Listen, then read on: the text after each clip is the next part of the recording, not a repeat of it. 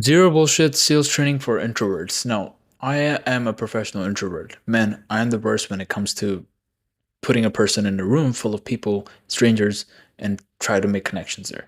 Honestly, I'm not good at it. But what I'm good at is to make a layout, make a plan, and then executing the plan to sell something to someone. Because when it comes to selling a product that I'm passionate about, when it comes to drive and determination, I think I'm really good at it. And I've laid out a plan where I follow this particular set of questions which I've seen from other people I take inspiration from. And I like to present that to introverts, especially today, because a lot of times introverts try to follow the advice from extroverts online. It doesn't really apply to you because you're not the person to make shitty conversation. At the start of a sales call, a lot of people try to build rapport and all that shit. I don't really build a rapport. I've never really built a rapport, and I've been closing probably more than 40-50% closing rates over the past year. In fact, my sales team right now does more than a 60% closing rate on an average basis. So all of those people who work in my sales team, they don't build reports either. We just get right into the business. Because when someone is on a call with you, usually if it's B2B or B2C nowadays even, people have been on sales calls before. Everyone knows what sales is, everyone knows what a salesperson is. And if you try to sell it as a consultation with an advisor or something like that, only dumb people can just not look through it. But people who actually have money to pay for it, most cases they know what it is, right? You're a salesperson, you're trying to tell them the information and then try to convince them to buy this. Now, when I go on a sales call, I will obviously, just give a brief introduction about myself, and it will be work focused. It will not be like, hey, I'm in London and like I like to do this and I have a dog and this. I'm not gonna do that. Oh, you have a dog as well, and then you just talk same bullshit and all your sales call, which is boring as hell. Because when I was in my first sales role, it was in a big fitness company. A lot of people in the high ticket space might know about it, might know about the company, I mean, and they really put you directly into sales calls and they give you very less training, which is amazing because you learn like how you go, and it's good because you dip right into the action, into the playground without much instructions. So you have to kind of figure out your own style. But then there's also a script, which kind of destroys the whole point because I never allow people who work with me or under me as a salesperson to follow a script. I give them a layout and a set of questions, but not a script to follow. I think that's like one of the worst things a person can do because everyone is different and they need to find their own style. Now, with my examples of like my own style, I mean, for example, I sell software at the moment. I sold courses in the past, I sold fitness coaching, I sold legal services, I've sold physical products. I've sold a decent amount of stuff on face to face and online. And with software over the past year, my style was to just jump right in to the software, highlight problems as we go along, and show them the solutions as we go along in the software. And I try to sell that way. My demos or calls would take around 20 minutes to 45 minutes on average, and then 15 to 20 minutes is on pricing and payments. Now, my top closer in the team, he doesn't really open the software. In fact, he doesn't really show the product either. He just sells them on the price and the contract and all of these things. It is fascinating because we have such different styles, but he's able to pull through 60-70% conversion rates regardless of that, not showing product. That is how it works because he delivers such a trust. And I think that is the advantage introverts have. Just like myself, because we go straight into the stuff with the business, we don't give a shit about here building fake rapport with people. We go and directly want to waste no time for you and me and give you the right information to see if this is actually something I want to spend more time, because it's already hurting me as an introvert to have such a long conversation. So let's take a look at what type of questions I like to answer during my sales calls and what has been getting those 50% conversion rates on sales calls. Now, let me share my screen here. This has been taken as an inspiration from a YouTuber who shared it from another person. The YouTuber's name is Matthew Larson. I think I would highly recommend anyone who is watching to follow the guy. He's great at giving advice. it really looks like he's done and been through all of these things. And he ran 8 figure, I think 9 figure, or 8 or 7 figure companies in the past, and he sold a bunch of marketing agencies. Anyways, the thing is that these are the 8 set of questions that you need to answer, and you will not face any objections. You will face absolutely zero objections. And the only objection I think you will face is when it comes to how much it will cost.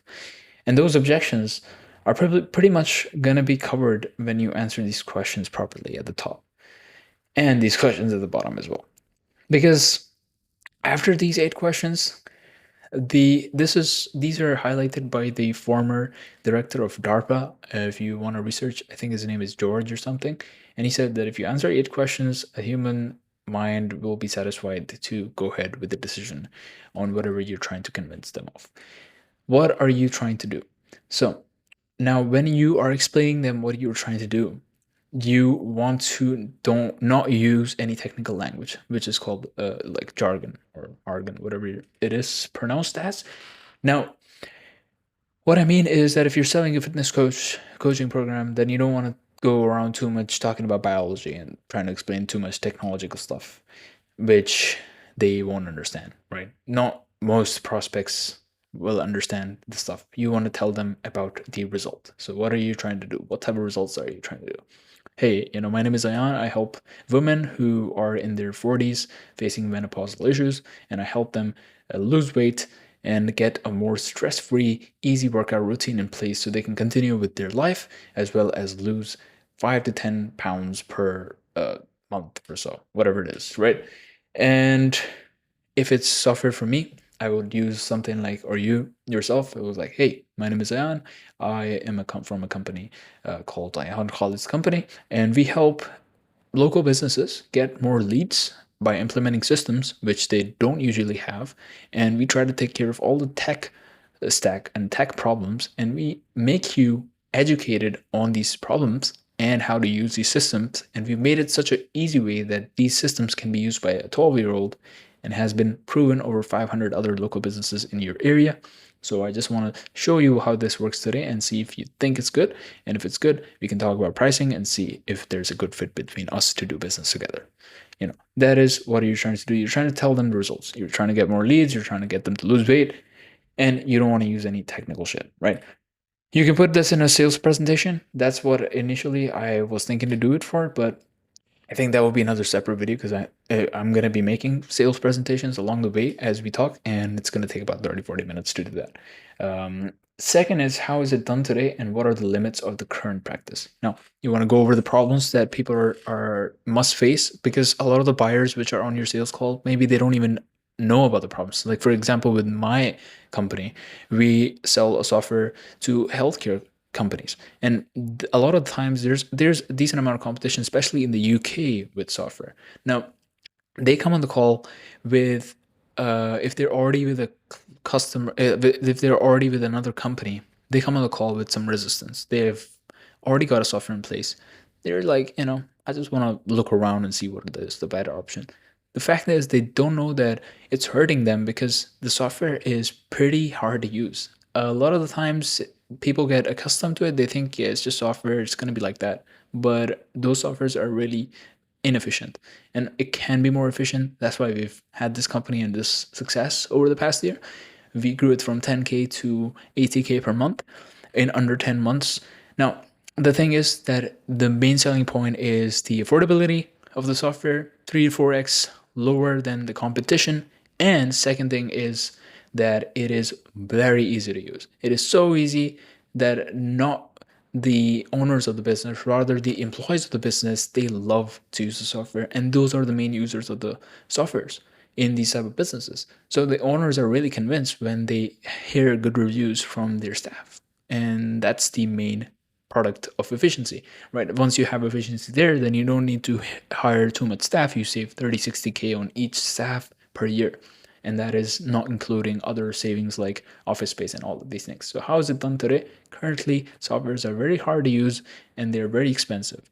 We can save just alone on the software costs around $2,000 to $10,000 per year in your software costs, plus help you be more efficient by making the product so much easier that even a 10, 15-year-old can use the product, because it's literally as reviewed by our users, just like using Facebook, Instagram, or any other simple platform where it has a few functionalities and easy to navigate and easy to understand the words with. No jargon, no bullshit. So that is the second thing you need to mention. What are you trying to do? And then what are the problems? And then what is new in your approach? Easy to use. Why do you think it will be successful? Because once you make it easy, that is one of the main problems people don't realize. In shitty tasks, people spend a lot of time in tasks like, for example, you spend a lot of time replying to emails. I spend a lot of time to replying to emails. It's better for me to hire someone else. And if someone was to sell me themselves as an assistant or a customer service person, that would be like, you are spending about 2 to 3 hours replying to emails. Even though you have 12 hours to work in a day, those 2 hours are lowering your motivation, because it's emails, replying to emails is frustrating. But in fact, what I can do is I can charge you $20 an hour, which is going to cost you around 40 to 50 bucks a day. And I can reply to your emails, and that 2 to 3 hours, you're going to gain back that 12 hours, right? That is not just 40, 50 bucks, but that is even more. And you're going to use that time to make new funnels, make new ads, make all of these things, which is going to be not worth $50 to you, but thousands of dollars to me. So that is something which you can use as to sell. Just think about the idea, what is for your product. Obviously, I cannot guess what your product is. If it's an info product, why do you think it will be successful? Because already people are successful. What's new in our approach? We're more accountable to your actions every single week. We really screen you. We really make sure that you're going to take action before you even join us. And our coaches are determined to be on your ass, like something like that. Yeah. Now, that's the third question. Who cares? If you're successful, what difference will it make? Now, if you do get successful at it, they haven't seen success yet. What difference will it make when they do get successful using this product, right? For example, if it's a course for dropshipping, well, it's pretty easy to sell them success. What the difference it will make is that, just like in my life, it has made a difference to travel anywhere I want, work from anywhere I want, and pretty much once your product and store is running, you don't need to be active in the business every single day, because you've hired customer service people, you've hired suppliers to fulfill your orders, and you're just there to hunt for new products and sell new products there when the time comes of you reinventing the wheel. But that doesn't take too much time. The only time it takes is to scale one product, and that is only a few hours per week, right? Now, that is the type of freedom you're going to achieve, and you care about that, right? And for our software, for example, I will give people example of, if you are successful using this product, you're going to save 30 to 60K per year on employee costs. You're going to save 10 to 15K in office space and a bunch of other miscellaneous costs. On top of that, you're going to be more stress-free. And with this software, you can run your business, which is a local business, from anywhere you want, because you can track your employees, what they're doing in live time, right? What are the risks? Everything good or bad, everything amazing and excellent also has risks, right? And your best course in the world or your best software in the world also has risks. The risks, for example, with my product at the moment is that even though it's a very easy software to use, it is going to be limited compared to a complex software which can do so much shit, right? Now, if you use Canva versus you use Photoshop, obviously using Canva is so much easier and anyone can use it. They can do amazing stuff with it, but obviously Photoshop will have so much more capabilities that Canva doesn't have, right? So those are the risks, but then it comes down to preference and speed. If you want to roll out speed and you're not too much expert at using Photoshop, then you want to probably prefer Canva. So it really depends on what you're looking for, but we're going to be here to support you through the way. So anyone who's selling Canva or Photoshop, they're going to say that we're going to be here to support you through the way. With Canva, it's not going to be too hard for you to learn the product. It's very self-explanatory. We have made very guided software. With Photoshop, they can say, like, we'll have an account manager on WhatsApp. Anytime you have any questions, you can go and talk to them. Or with our software, it's so easy to use that if you have any issues at the time, the risks of, let's say, the software failing is going to be very much mitigated because you have an account manager 24/7 dedicated to you, not even one, more than two. So how much will it cost? After you told them, hey, why is it successful? What difference will it make? There are some risks, but everything all together, I think this cost will justify all of these things because the success overweighs the risks, and this is what the cost will be. And when you explain the cost, you can be like, hey, if you continue paying for what you're doing right now, you might pay 10K for the year. But if you pay for us, you're going to pay half of that, and that half of that is going to multiply because you're going to increase productivity, you're going to increase your your efficiency, you're going to save more cost, and in the long run it costs you way less than this, and how much it will cost. And a lot of times, guys, here's the golden nugget. A lot of times I like to just go ahead in the sales call. Within the first 5 minutes, I want to give them the price of it. Hey, thank you very much for hopping on the call. I just wanted to say that, before we talk about the stuff, I don't want to keep the tension of the price. A lot of the people come on the call and they're just wanting to know the price. I want to get that out of the way so we can have that out of the way. The price is for this $40,000. Now, over the next 40 minutes, if you're fine with the price, since I don't want to waste each of our time, I can spend the next 45 minutes discussing with you and showing you what we can do for you and justify that price. Would you be fine with that so we can continue here, John? Yeah, that is, I think, a really good thing that you can do in the beginning. And I've seen a lot of top closers do that, which works pretty amazing, especially for high ticket products. And even low ticket products, it works pretty decently. Now, it will just close that barrier of tension. And since you've already told them the price, now they're going to focus on, hey, I'm getting this, I'm getting this, I'm getting it. If your product is shit, they're not going to buy it. But if you actually believe your product is good and you know that you're selling something valuable, then people are going to buy it. Right? How long will it take for me to implement it? So if your product is something which takes time to get implemented, like for example, for me, it is most likely like 4 hours, 5 hours, and then there's an onboarding call, which is the same week. And I think it's pretty much the same for a lot of companies with a course, with a coaching program, onboarding calls, and all of these things. How long will it take? And now, how long will it take to get results? That is something you can define in a product which sells them a specific type of results. Like for example, with fitness coaching, hey, it might take you 1 month, it might take you 3 months, but typically we've seen the XYZ amount of results in 3 months.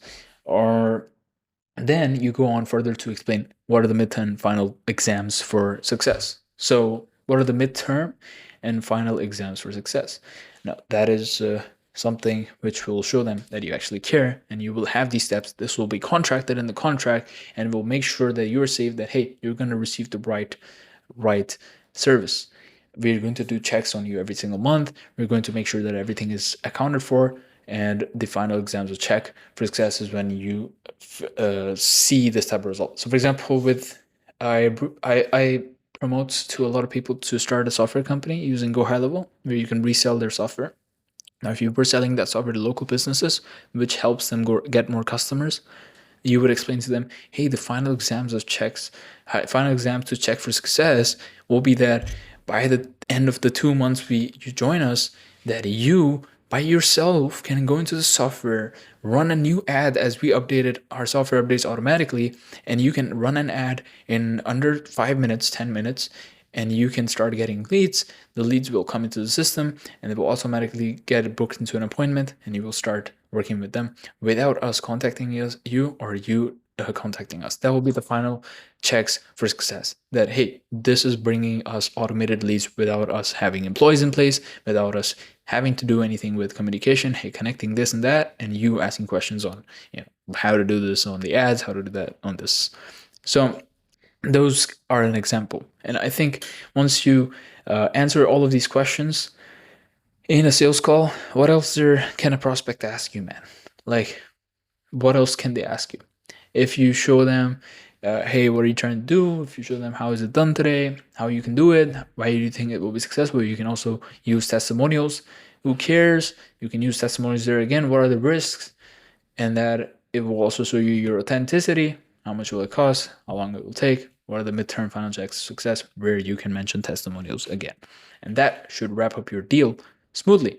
And I've used this over the past year and 2 years, and it has been doing amazingly. The number one thing I would recommend to every single person is that, hey, don't waste your time too much on report building. get to business. When I go on a sales call nowadays and there's a fucking salesperson trying to build rapport, I get so annoyed. Um, very, I guess, rude from me. I don't know. I don't want to be rude, but one thing which a lot of people mention again and again is like, "Hey, bro, nice background." Like, if you think about it, like if someone has a nice background, like they probably got told that multiple times, and you can speak like something like, is this country, is it that country, like just I don't think it's useful. I think once you talk to about business, you show your capability, you prove yourself as in the sales call, you show that, hey, we're on the same page, then you can talk about stuff that you can vibe on that. I had a sales call 2 3 months ago with a person, and he got straight to business. He started showing me his slides. He started showing me how he got results. I love that sales call because after he showed me everything, then we talked about a little bit about crypto. Then we talked a little bit about, London. We talked a little bit about cultures, languages, our backgrounds, and that felt more natural. And I ended up buying his service. I I don't remember the last time I bought another service on a sales call. I think it was the last time I bought it before this call was about 5 years ago. I bought a marketing agency's service for 1 month, which I refunded after 1 month and charged back. It was such a shit service. But this is the only CSGO I remember, and I still stick with them for the product, and I will continue to do that because they got straight to business and proved themselves before getting to know me. And I think that is much better because when you go to another person who you want money from, an investor, someone else, they don't want to get to know you as a stranger. They don't have enough time. I don't think if you're selling a good, decent amount of product, even low ticket, high ticket, and your customer is valuable to you, I don't think they give a shit about you until you prove yourself in some sort of credibility with the stuff you're talking about. That then your shit, and then they can get to know you. Hey, this guy actually knows it. Then I can gain respect and start talking to him. So I think that is really important. That's why I don't really believe in rapport building that much. Some sort of it, yeah, but I think don't waste people's time. Get into it, and then later we can talk and connect and network. And yeah, I think that's about it. I hope you got some value out of it and start selling more, especially for introverts. I'm still an introvert, guys. I don't really go to any networking events. I'm not amazing at making conversations, but I'm able to sell. So you can sell too. I'm rooting for you, and I would love you if you subscribe and like this video if you got any value out of it. Thank you very much.